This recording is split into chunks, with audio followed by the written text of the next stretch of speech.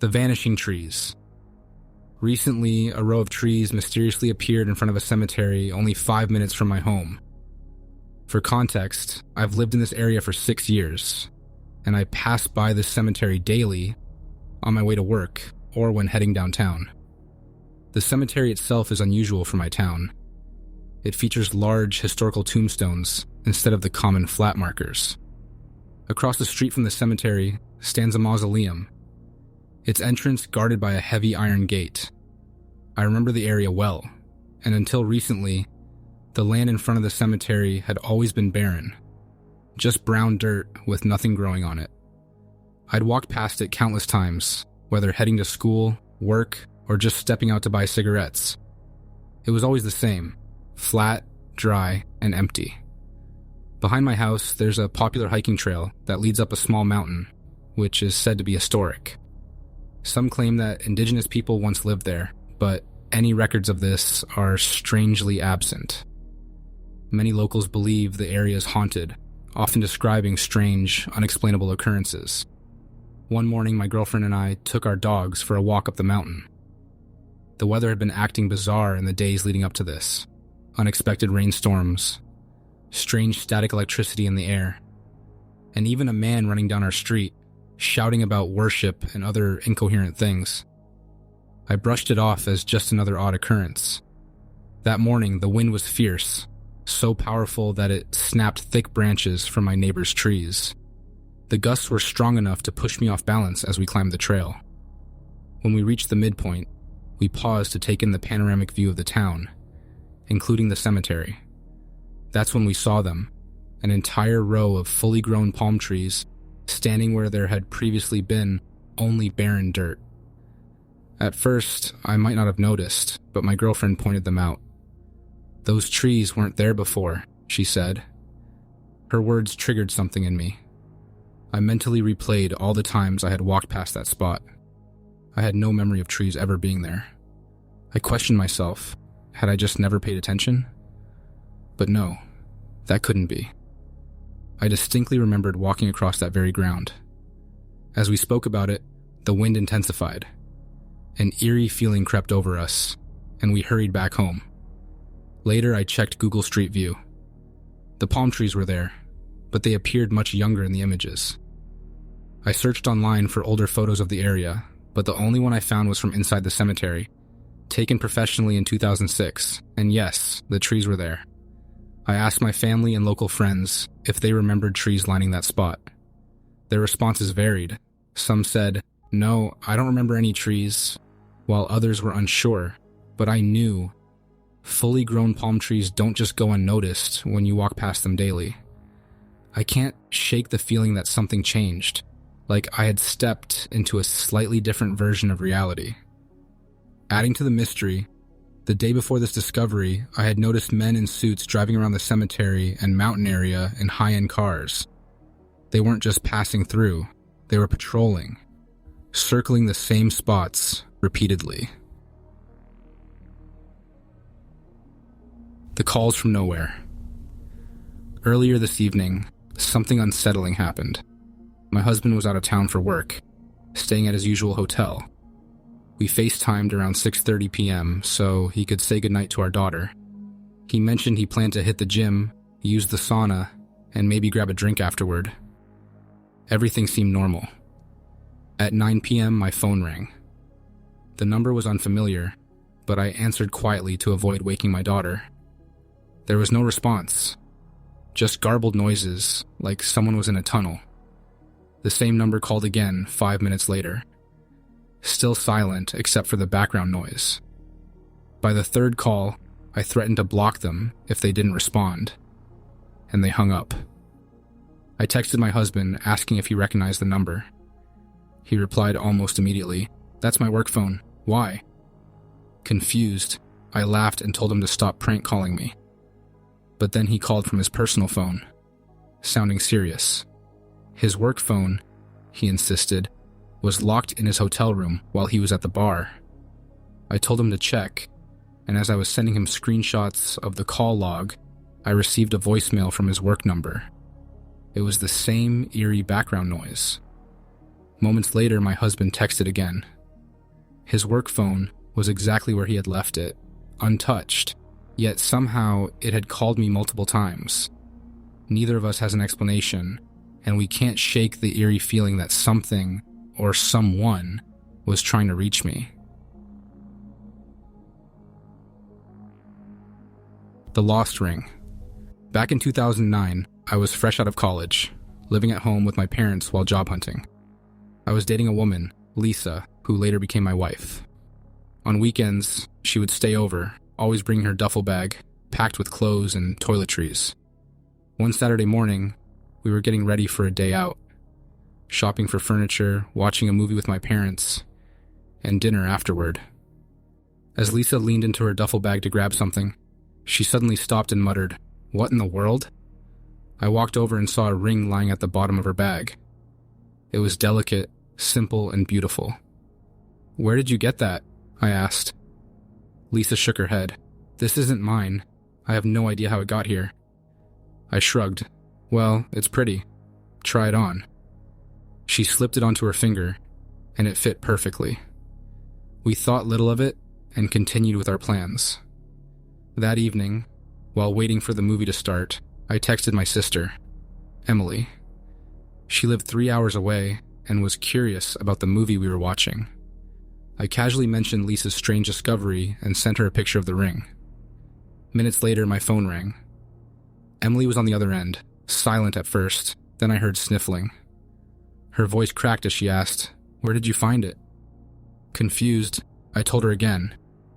It had been at the bottom of Lisa's bag when she was getting dressed that morning. "No, that's not possible," Emily whispered. "Let me call you back later." After the movie, Emily called back and told me the truth. "That's my wedding band," she said, "the one I lost over a year ago." I was stunned. She described how it had gone missing. She had placed it on the bathroom counter one day, and when she accidentally bumped it, the ring fell into the toilet mid-flush. She had been devastated, knowing it was gone forever. She even confirmed a small bend and a tiny engraving inside the band. But here's the strangest part. Lisa had never been to Emily's house. In fact, when the ring had been lost, Lisa and I hadn't even met yet. There was no logical way it could have ended up in her duffel bag. Even eerier, at the time of our discovery, Emily and her husband were struggling in their marriage. The day I sent her that picture, they had been seriously discussing divorce. Somehow, the reappearance of her wedding band gave her hope. She and her husband worked through their issues and remained together. Years later, they adopted a child and are still happily married. To this day, I can't explain it, but I know one thing. Sometimes, the universe has ways of returning what we think is lost. A shift in time. A few years ago, I was having a quiet evening at home. My husband, Jake, was supposed to be away on a trip with his friends, and my parents had come over to keep me company. After they left, I settled in for a night of binge-watching Netflix, with my dog curled up beside me. At around 10 p.m., I stretched my legs and decided to step outside. The sky was clear, a rarity in our usually cloudy town. Feeling the urge to stargaze, I grabbed a blanket and lay down on my sun lounger. The fresh air was soothing, and I felt myself dozing off. When I woke up, I stood up and walked inside. And there, sitting on the couch, was Jake. I gasped. "What are you doing here? I thought your trip wasn't over until next week." He looked at me confused. "What are you talking about? I've been home all day. My trip isn't until next week." My heart pounded. That wasn't possible. I had spent the entire day believing he was gone. I had dinner with my parents. I had watched TV alone. Yet Jake swore he had been there all along. I checked the clock. It was 10 p.m. Again. Panic set in. Was I losing my mind? Had I imagined everything? I searched for signs of my parents' visit. Leftovers in the fridge, dishes in the sink. They were there. The day had happened, but somehow I had stepped back into a different version of it. To this day, I have no explanation. maybe I slipped into another reality, one where Jake had never left at all.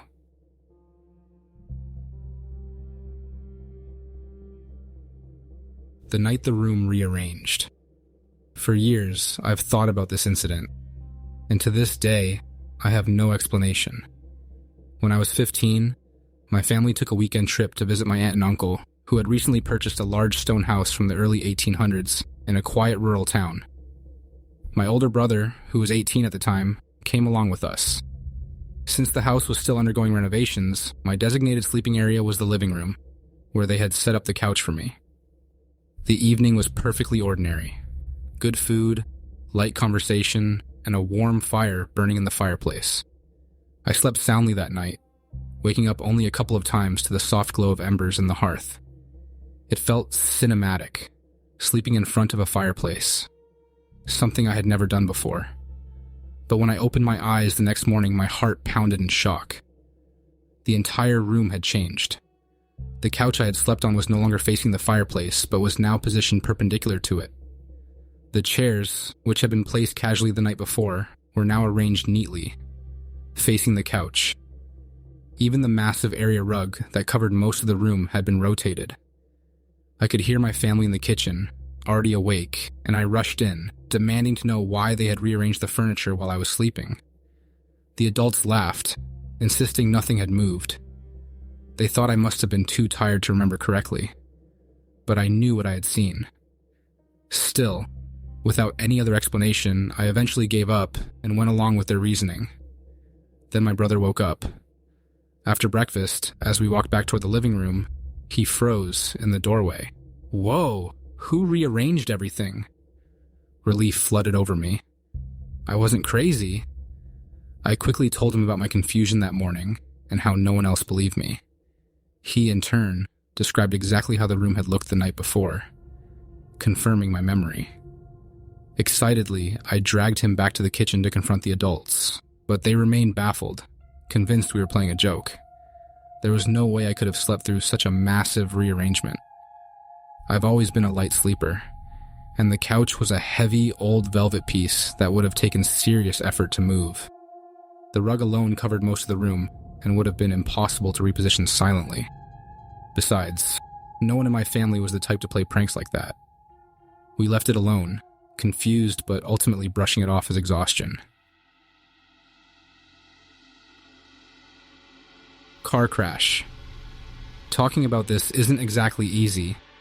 If I poured every thought and memory of that moment onto this page, it would quickly spiral into an incoherent mess. But here's the short version. My best friend Emily and I decided to take a day off from college and visit a local amusement park. On the way home, a drunk driver going the wrong way on the freeway hit us head on. The car behind us couldn't stop in time and crashed into us from behind. At least that's what the official reports say. Emily and I remember it differently. Neither of us recall being hit from behind. We both vividly remember the initial impact, but we didn't see the headlights until they were mere inches away. Our car flipped, and that part is clear as day. But the wreckage doesn't match what we remember. The windshield shattered, there was a flash of white. And the next thing I knew, Emily and I were sitting on the side of the freeway. An officer draped a jacket over my shoulders. One I was sure I had been wearing at the time of impact. Maybe it was the trauma, but even the EMTs and ER doctors were baffled. The damage to our car didn't make sense. The entire front end was destroyed, and the trunk had caved in at an angle that didn't align with the position the car was found in. We walked away with minor injuries, cuts, bruises, whiplash. Painful, sure, but nothing close to what should have been expected. One of the EMTs strapped me into a neck brace and put me on a stretcher. Then he asked me, and the officer, if I had walked out of the wreck. When we both confirmed, he looked confused.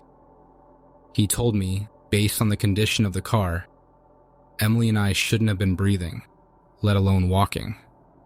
Maybe he meant it as reassurance, but it had the opposite effect. At the hospital, they ran tests for hours. Somehow we had no serious injuries, just some nasty bruises and scrapes. The bruises were strange though. A seatbelt burn ran across my collarbone, but there was also a straight line of bruises down the center of my chest. Too far left or right to have been from the belt. No one could explain it.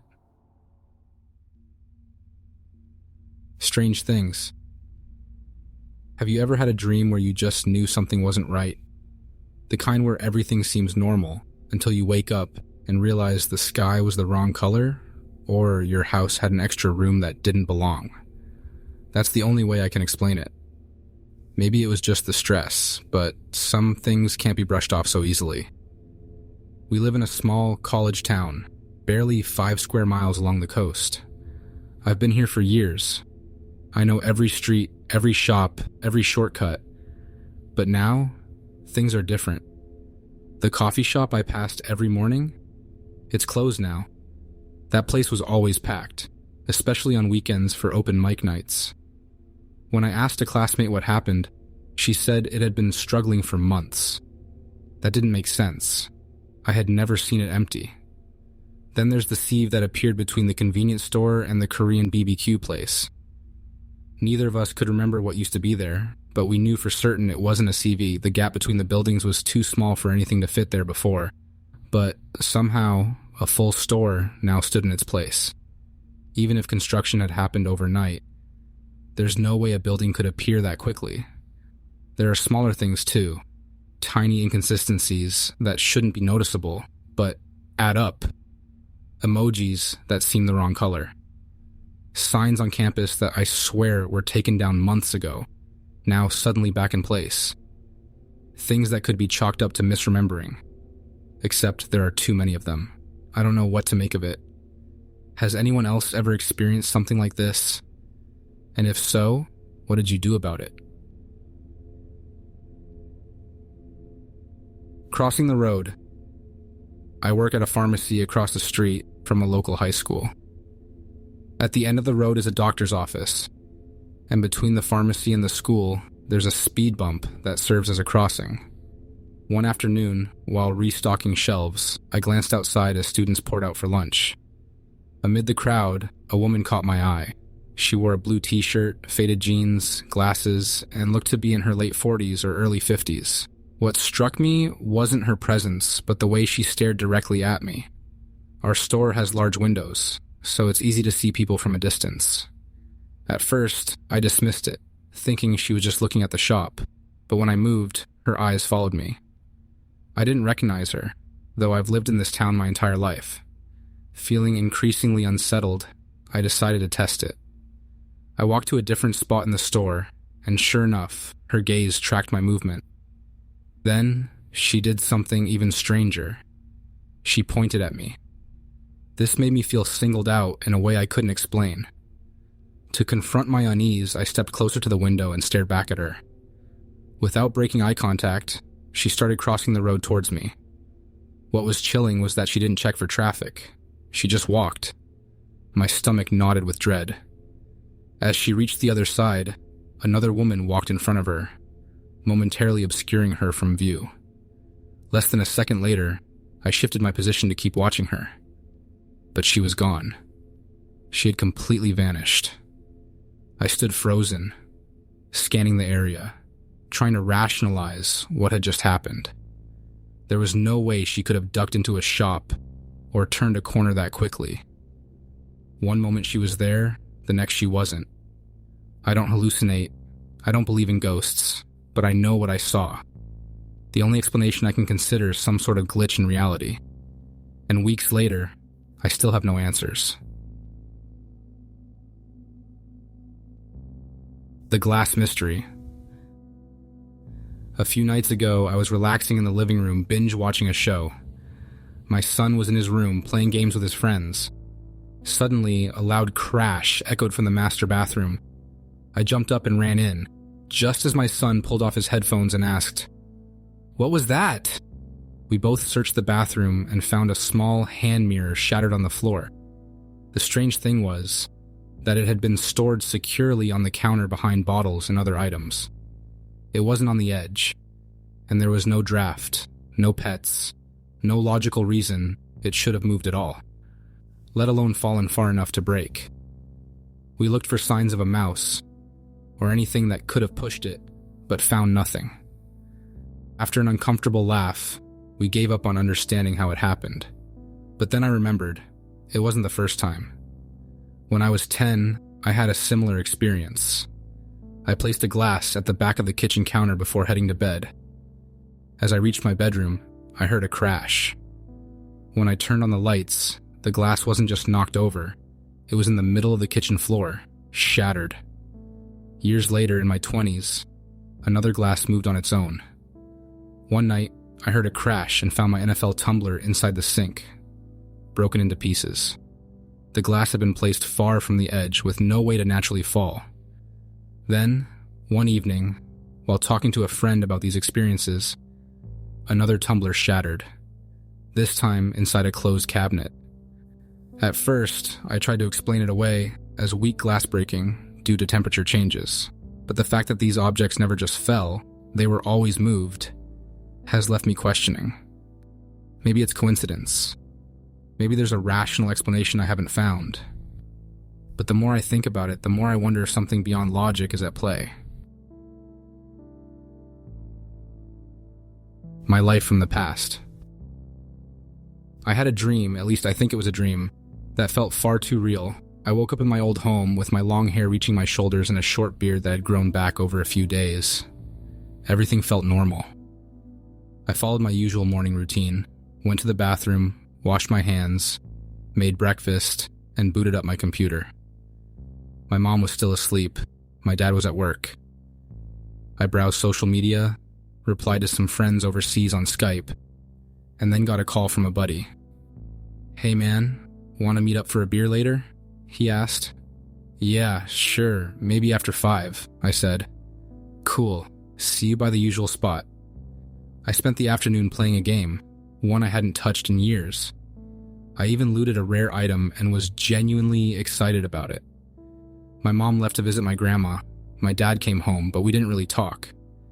Around mid-afternoon, my mom returned with takeout, and I killed time until it was time to meet my friend. We grabbed beers, walked around, and talked about life, games, and the things we were looking forward to, like the upcoming release of a new game in a franchise we both loved. Later that night, I went home, played on my PC for a while, and went to bed. And then, I woke up for real. Tears streamed down my face as the weight of what I had just experienced hit me. The dream was not just any dream. It was a perfect recreation of a day from years ago, back when my mom was still alive. I had relived an entire day from my past with stunning clarity, down to the smallest details. But it wasn't just a memory surfacing. It felt like I had actually been there, physically experiencing it all over again. The strangest part? My life now is completely different. I have short hair, I live with my fiancé and daughter, I don't use Skype or Twitter, and I've lost touch with most of my old friends. I don't play that game anymore. It's been abandoned for years. Yet, in that dream, it all felt as real as if I had stepped back in time. Every conversation, every event, everything that happened in that dream had really happened, just slightly differently. It was like regaining a memory I had forgotten, except it felt lived, not just remembered. I still don't know what to make of it. A glitch, a vivid dream, or something else entirely. All I know is I don't want to experience something like that again.